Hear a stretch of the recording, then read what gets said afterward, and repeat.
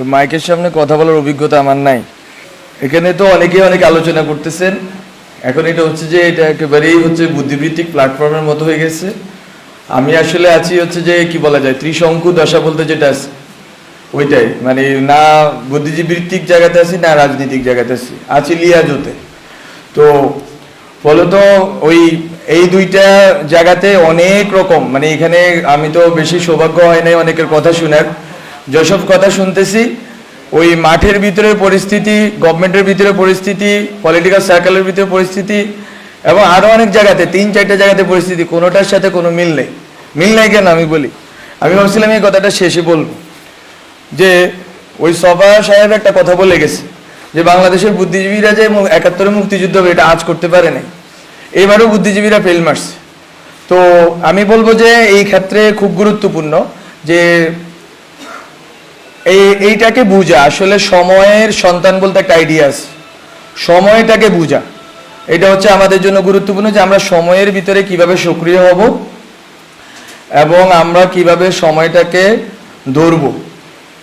আমি যদি বলি যে আমাদের এখানে যে সার্কেলটা বেসিক্যালি এটা আমাদের একার কৃতিত্ব না অবশ্যই, কিন্তু যেই গাঠনিক শক্তি ছিল ওই গাঠনিক শক্তির ভিতরে সবচেয়ে গুরুত্বপূর্ণ জিনিস ছিল যে বাবাদর্শিক বোঝাপড়া। এখন ধরেন না আপনার, আমরা বলতেছি একটা পোস্ট ইডিওলজিক্যাল সিচুয়েশনে আছি, আমাদের কোনো ওইভাবে আমরা একটা তুহিন এখানে বলে গেল যে নির্দলীয় বলতে কি বোঝাচ্ছে, বাট অথবা এটাই নতুন কিনা রাজনীতি কিনা নতুনভাবে, বা আরো অনেকে অনেক কিছু বলছে। বাট মূলত হচ্ছে যে আমাদেরকে লড়তে হয়েছে কিসের বিরুদ্ধে এটা আসলে আমাদের বুঝতে হবে প্রথমত। এবং আসলে সামনের লড়াইটার সাথে গণ অভ্যুত্থানের যে ধরেন না আপনার হচ্ছে 2 কি 3 সপ্তাহ যে সময়টা, শ্বাসরুদ্ধকর যে সময়টা, অথবা এর আগে পরে আরো কিছুদিন যদি বর্ধিত করি, অথবা অনেকেই বলতেছেন এখনো গণ অভ্যুত্থান পরিস্থিতি, আমিও মনে করি। তো এই সময়টায় আসলে আমরা কি ধরনের বাবাদর্শিক লড়াইটা করছি এটা আমার কাছে খুব গুরুত্বপূর্ণ, কারণ এইটা ঠিক করে দিবে বাংলাদেশের সামনের রাজনীতি। আমরা বলতেছি এটা একটা পোস্ট ইডিওলজিক্যাল সিচুয়েশন, মিনস কি বলতো, আমি বলতেছি যে আপনার হচ্ছে ইডিওলজিক্যাল কোয়েশ্চেনটা গুরুত্বপূর্ণ ছিল। আজম স্যারের লেখায় দেখাইছেন যে ভাষাগত এজমালি ভাষাগত কোয়েশ্চেনটা গুরুত্বপূর্ণ ছিল। এবং আপনার এখানে জনগণ যে ক্যাটাগরি এটা কিভাবে গঠিত হইলো এটার একটা গুরুত্ব ছিল। এখন ধরেন আপনি এই যে ছোট ছোট সোভিয়েতগুলো ছিল এতদিন, এক একজন, এখন এখানে ধরেন আমি খুব বোধহয় এখানে 80% লোকরে আমি পার্সোনালি চিনি, মানে চিনি বলতে তাদেরকে আমি জানি যে লোকেট করতে পারবো যে কে কোন ইডিওলজিক্যাল পজিশনে, কে কোন কালচারাল পজিশনে বিলং করেন, কিন্তু তারা সবাই এখানে একযোগ হয়ে আছেন। এখন এখান থেকে আসলে সামনের কোয়েশ্চেনটা কি হবে সেটা হচ্ছে ইডিওলজিক্যাল তর্কটা আসলে কোথায় গিয়ে পৌঁছাবে। একটা আমি যখন বলতেছি নির্দলীয় মানে হচ্ছে আগের যে দলীয় ইকুয়েশন ওটার বাইরে আমি বেরোতে চাচ্ছি। আমি যখন বলতেছি অরাজনৈতিক আমি বলতে চাচ্ছি যে আগের যে রাজনৈতিকতা ওটার বাইরে বেরোতে চাচ্ছি। আমি যখন বলতেছি পোস্ট ইডিওলজি আমি বলতে চাচ্ছি যে আগের যে ইডিওলজিক্যাল লড়াইটা ছিল ওই লড়াইয়ের বাইরে আমি বেরোতে চাচ্ছি। বলতে এই যে নতুন মুহূর্ত, এই মুহূর্তটা কিন্তু আমাদের বুদ্ধিভিত্তিক গবেষণার বিষয় না, এটা হচ্ছে সর্ট অফ আমি কি বলবো সজ্ঞার বিষয়, ইনটুইশনের বিষয়। যে আমরা যখন 20 দিনে ছিলাম আমরা কি আসলে কে কাকে কতটুকু শত্রু গণ্য করছি, আমাদের ভিতরে সংহতির আইডিয়াটা কেমন ছিল, আমরা কাকে বন্ধু গণ্য করছি, কাকে শত্রু গণ্য করছি, আমরা কাকে ইডিওলজিক্যালি ফাইট করছি, কাকে ইডিওলজিক্যালি আমাদের মিত্র মনে করছি। ওই 20 দিন 25 দিন 30 দিনের যেই আমাদের যেই রাজনৈতিকতাটা হয়েছে এটাকেই হচ্ছে যে আমাকে বারবার রিএনেক্ট করতে হবে। এটা হচ্ছে আমার জায়গা থেকে কথা। ওই থিয়েটারে কিছুদিন আমি কাজ করছি, ওখানে আমাকে একটা জিনিস বুঝায় যে, বা এটা আপনারা বুঝেন এখানে অনেকেই থিয়েটারের লোক আছে, রিএনেক্ট করা। আমরা যখন কালকে কিন্তু নাহিদ একটা কথা বলছে, আরেকবার গণ অভ্যুত্থানের দরকার হইতে পারে। আমরা জানি যে বিপ্লবের পরে প্রতি বিপ্লব আসে, এটা কিন্তু আমি লিখছি ইভেন বিপ্লব হওয়ার আগেও, যার একটা প্রতি বিপ্লব দিয়ে আসবে। এখন এটা কিন্তু এরকম না যে আতঙ্ক, এই কে কে নিয়ে যাবে রে, কে আমাদেরকে মেরে যাবে রে, এরকম না ঘটনা। ঘটনা হচ্ছে আপনাকে জনগণকে যেই এই যে বললাম এই মোমেন্টটা তৈরি হয়েছে ওই 20-25 দিনে, ওই মোমেন্টটাকে আপনাকে রিএনেক্ট করে যাইতে হবে, পুনঃমঞ্চায়ন করে যাইতে হবে বারবার। ওই পুনঃমঞ্চায়নের জন্য কি ধরনের রাজনৈতিক প্রক্রিয়া আমাকে ঢুকতে হবে, কি ধরনের রাজনৈতিক সংহতিতে আমাকে ঢুকতে হবে, এবং কি ধরনের বাবাদর্শিক তর্কে ঢুকতে হবে সেটা হচ্ছে আমার কাছে খুব গুরুত্বপূর্ণ। এবং আমরা বলছি যে বাংলাদেশটাকে আমরা সামনের জায়গাটাতে কোথায় নিয়ে রাখতে চাই। ওখানে যদি আমি বলি, আমাদের একটা কথা নিয়ে অনেকেই তর্ক করতেছেন সিভিল সোসাইটিতে, এটা আমার খুব মজা লাগতেছে, যে সভ্যতাগত রূপান্তর বলতে আমরা কি বুঝাচ্ছি, আমরা কি এখানে কি আনতেছি না আনতেছি। এটা আসলে ঘটনা না। ঘটনা হচ্ছে আমরা একটা কথা বলছি যে জাতীয়তাবাদ, বাংলাদেশি জাতীয়তাবাদ আছে, বাঙালি জাতীয়তাবাদ আছে, এই জাতীয়তাবাদী যে তর্কগুলো আছে, বা অনেকে কথাটাকে বলেন জাতিবাদ, যেটাই বলি, শুদ্ধ অশুদ্ধ আপনারা ঠিক করেন।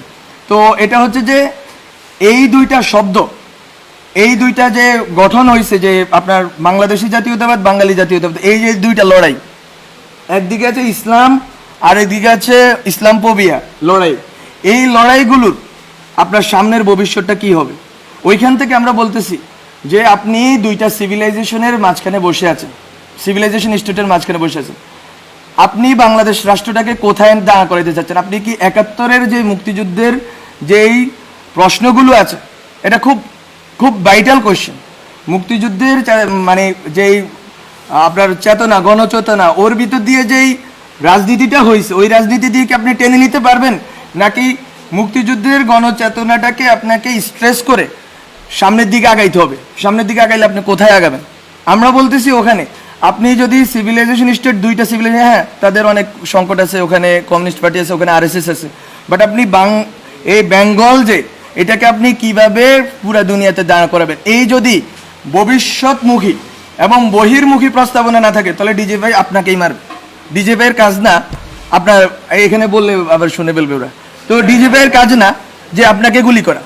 ডিজে ভাই অথবা বাংলাদেশের যে এনএসআই বা যারা সিকিউরিটি, তাদের কাজ বেসিক্যালি কি, রাষ্ট্র মানে কি বুঝি আমি, রাষ্ট্র মানে রাষ্ট্রের একটা শত্রু থাকবে, রাষ্ট্রের কোনো বন্ধু নেই। কি বলে বন্ধু রাষ্ট্র বলতে, একটা আইডিয়া, খুব অদ্ভুত আইডিয়া তারা আবিষ্কার করছে। বন্ধু রাষ্ট্র বলতে তো কোনো কিছু নাই, প্রত্যেকটা রাষ্ট্রই তার, এই যে আজকে আমার বাদ ছেড়ে দিল তো, এটা তো এরকম অনেকে বলতেছে এটা রাজনৈতিকভাবে আমাদের বিরোধিতা করতে করবো, কিন্তু রাষ্ট্র তো এমন একটা জিনিস, সে তার স্বার্থটা দেখবে। তো বন্ধু রাষ্ট্র বলতে কোনো আইডিয়া নেই। বলতো আমি রাষ্ট্র জিনিসটাকে কিভাবে ডিল করবো, এখন যখন আমার দুই পাশে দুইটা সিভিলাইজেশন স্টেট দাঁড়ায় আছে, আমি আসলে কিভাবে ডিল করলে বাংলাদেশের বিশিষ্ট অবস্থানটাকে, এটা আমাকে যদি কেউ ব্যাখ্যা করে বলতে পারেন বলে, যে আমি কেন বাংলাদেশ রাষ্ট্র নামে দাঁড়াই থাকতে হবে, আবার কি জন্য দাঁড়াবো? আমি কি 71 দিয়ে ওই ইকুয়েশন সলভ করতে পারছি কিনা? যদি সলভ করতে পারতাম তাহলে বেশিরভাগ দাঁড়াইলো কেমন 71-এর উপরে? বলে তো আমি বলতেছি এগুলো হচ্ছে যে আপনাদেরকে রিএভালুয়েট করতে হবে। এবং এটা সভ্যতা বলতে কোনো ইসলাম, হিন্দু এইসব জিনিস আমি বলতেছি না। এটা হচ্ছে আপনারা যদি বেঙ্গল বেসিন, আমরা বেসিনে বসে আছি, বেসিনে আমাদের ল্যান্ডটা, আমাদের দেশটা বেসিন ল্যান্ড, এটা হচ্ছে একটা ধরো সিভিলাইজেশনাল কনফ্লুয়েন্স ঘটছে এখানে, সব ধরনের সিভিলাইজেশন এখানে এসে মিলিত হয়েছে। এইটা কতটুকু শক্তির জায়গা?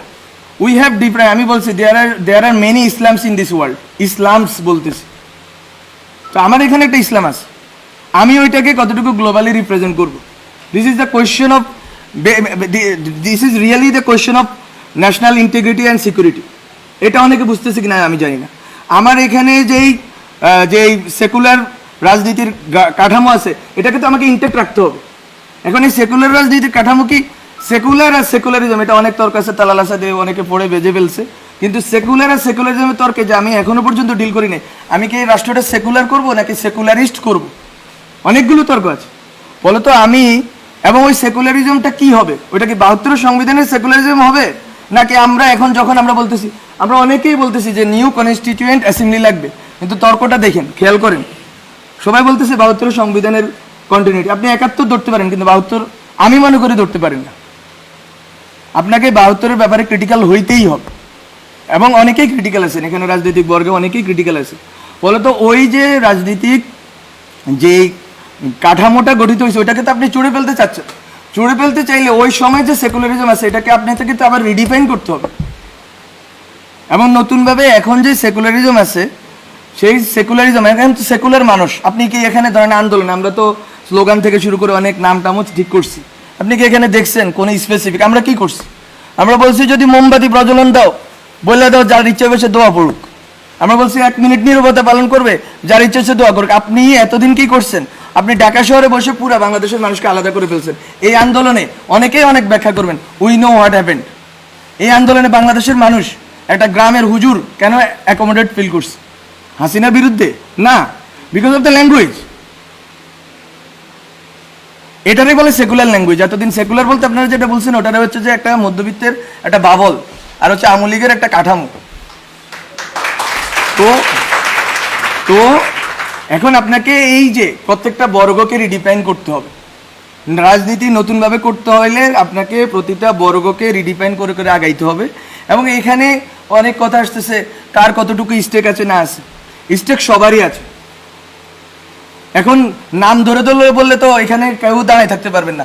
100 জনের উপরে, আমি তো যখন বন্দি ছিলাম বাসার ভিতরে, এই যে আপনার প্রথম 210 জন যখন এলো, তখন এর ভিতরে 84 জন হচ্ছে দিনমজুর, একজন আছে দিনমজুর এখানে।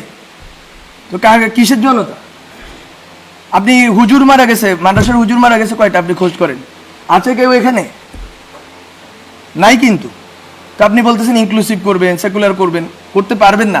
বলে তো আপনাকে আমি এই জন্য বলতেছি, ওই জনগণের যেই চেতনা ওটা সেকুলারে, এটা নিয়ে দ্বিমত নেই।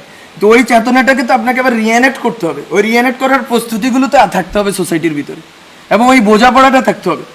আমরা যখন কথা বলতেছি, আমরা বলতেছি যে সবাই এখানে কিন্তু এক ধরনের বিদ্বেষের ভাবের ভিতরে। সেখানে অনেক আওয়ামী লীগের লোক আসছে, আমি জানি, আমি চিনি অনেকটা, একেবারে আওয়ামী লীগের খাস লোক। ইভেন 5ই আগস্ট তারিখে আওয়ামী লীগের পক্ষে বক্তব্য দিচ্ছে, এরকম লোক এখানে আসছে, অনেকে আসুক।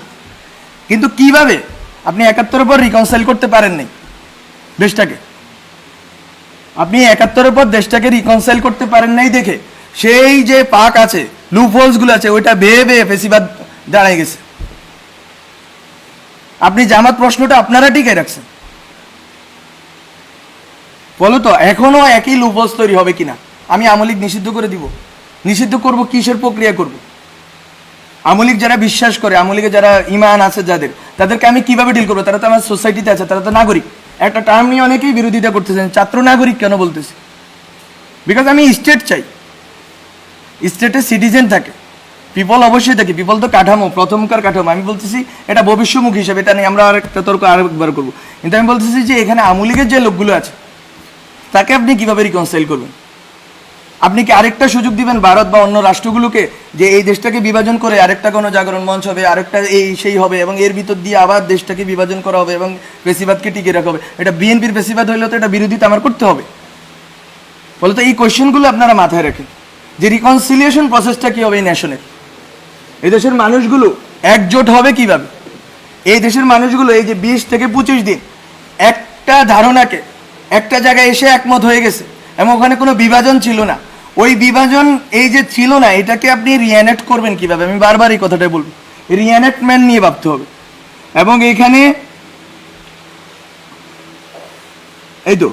এখানে এই যে কথাগুলো বললাম, অনেক অগোছালো কথা বললাম, বেশি কথা বলার নাই। কিন্তু আমি বলবো যে আমরা একটা কোয়েশ্চেনকে ডিল করছিলাম যখন আমরা বিভিন্ন আড্ডা চক্র পাঠচক্র করছি যারা আন্দোলনের নেতৃত্ব দিচ্ছে তাদের সাথে। সেটা হচ্ছে আমরা তখন দেখতাম যে বিএনপি 31 দফা দেয়, 28 দফা দেয়, এটা দফা দেয়, কিন্তু কোথাও সমাজ নিয়ে কথা নেই। সবাই রাষ্ট্র নিয়ে ব্যস্ত। রাষ্ট্র কি এমনি তৈরি হয়ে যায়? বায়বীয় জিনিস। সমাজের ভিতর দিয়ে তো রাষ্ট্রটা গড়ে উঠবে। এখন আপনি সোশ্যাল পেসিজম রাইখা কেমনে আপনি রাষ্ট্রীয় পেসিজম দূর করবেন? সোসাইটির ভিতরে যে পেসিজমের যে বিভিন্ন প্রবণতা, সেটা ধর্মীয় জায়গা থেকে হইতে পারে, এটা বিভিন্ন চেতনাগত জায়গা থেকে হইতে পারে, এটা ঐতিহাসিক বিভিন্ন স্মৃতির কারণে হইতে পারে। সেই জিনিসগুলোকে আপনারা না ডিল করে রাষ্ট্রকে কিভাবে পেসিস্ট মুক্ত করবেন? আমরা কিন্তু এই কোয়েশ্চেনটা করছি, এবং ওই জন্য আমরা দুইটা টার্ম বলছি যে দায় ও দরদের সমাজ। ওগুলো টার্মিনোলজির খেলা, আপনারা অন্য নামও দিতে পারেন ওগুলো। কিন্তু কথাটা এখানে যে মিলবো কিভাবে আমরা, আমার নেশনকে আমি একযোগে এক জায়গায় দাঁড় করাবো কিভাবে? আপনি যখন ইউক্রেন কোয়েশ্চেন আছে, শশী থারুর এবং মোদির কথার ভিতরে কোনো ডিফারেন্স নাই। আর আমি যখন এখানে ইউক্রেনের কোয়েশ্চেন আছে, বিএনপি আমেরিকাপন্থী, ওই আওয়ামী লীগ হচ্ছে ভারতপন্থী বা রাশিয়াপন্থী। তো নেশনটা কোথায় দাঁড়ায় আছে? স্টেট বলতে যে জিনিস, স্টেটটা তো এমন একটা জিনিস হইতে হবে যেটার ভিতরে একটা রিকনসাইল্ড প্রসেসের ভিতর দিয়ে আমি এক জায়গায় গিয়ে দাঁড়াবো। আমার দেশটাকে তো আমি এক জায়গায় দাঁড়া করে রাখতে হবে, ওইটা তো আমি রাখতে পারিনি। এবং এখনো আরেকটা সম্ভাবনা তৈরি হয়েছে, রাখতে পারবো না। আমি কোনো রকম এরকম বলতেছি না ব্ল্যাঙ্ক চেক দেন।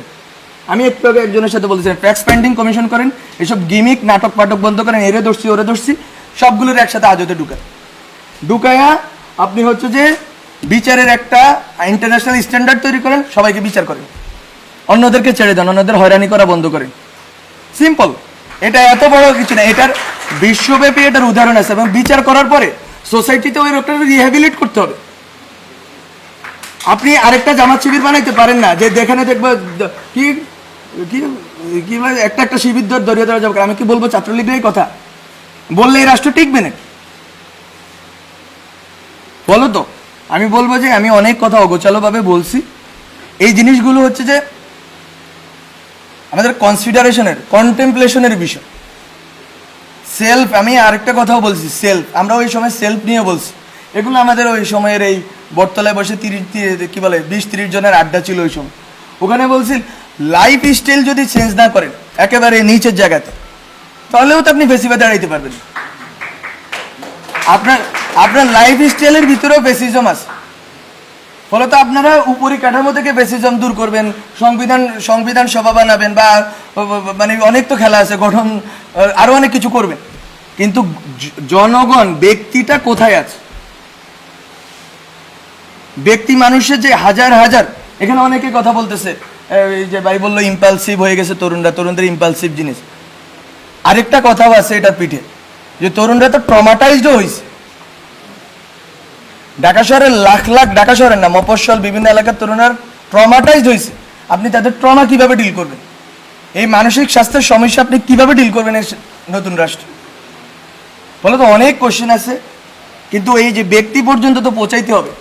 ব্যক্তি সমাজকে আমি পরিগঠন করলে আমি রাষ্ট্রকে এদিক ওদিক করতে পারবো, কিন্তু রাষ্ট্র আবার আমি সার্বভৌম করবো কিনা ওই তর্কেও আমাকে থাকতে হবে। রাষ্ট্রকে আমি আবার সার্বভৌম করে ফেলবো কিনা। বলে তো অনেক অগোছালো কথা বলে ফেলছি, ক্ষমা করবেন, আমি অনেক ছোট মানুষ। তো এতটুকুই কথা। আপনাদের সাথে আরও কথা হবে, কিন্তু আমি বলে রাখলাম যে আন্দোলনের ভিতর, গভর্নমেন্টের ভিতর এবং সামাজিক বা রাজনৈতিক পরিসরের ভিতর অনেকগুলো তর্ক আছে যেটা আসলে খাপ খায় না। এই খাপ খাওয়ার জায়গাটা তৈরি করতে হবে যাতে আমরা সেম পেজে থাকি, এবং বাংলাদেশ রাষ্ট্র নিয়ে আমাদের যে স্বপ্নটা আছে, স্বপ্নটা একটু বড় করে দেখতে হবে। এইটা যে এতদিন, আমি শুধু একটা কথা বলে শেষ করি, কেন আমরা সভ্যতা রাষ্ট্রের কথা বলতেছি। যতদিন আপনি বাংলাদেশ রাষ্ট্রের ভিতরে থাকবেন, বিজেপি এনএসআই আপনাকেই মারবে। আর যদি আপনি মনে করেন বাংলাদেশ রাষ্ট্রকে আপনি গ্লোবালে দাঁড় করাবেন, তাহলে ভিন্ন ঘটনা ঘটবে। এটা সিম্পল স্ট্র্যাটেজিক্যাল কথা। মানে আপনার আমার ঠিক করার কথা, আমি বাংলাদেশ রাষ্ট্রকে কোথায় দেখতে চাই। ঠিক আছে।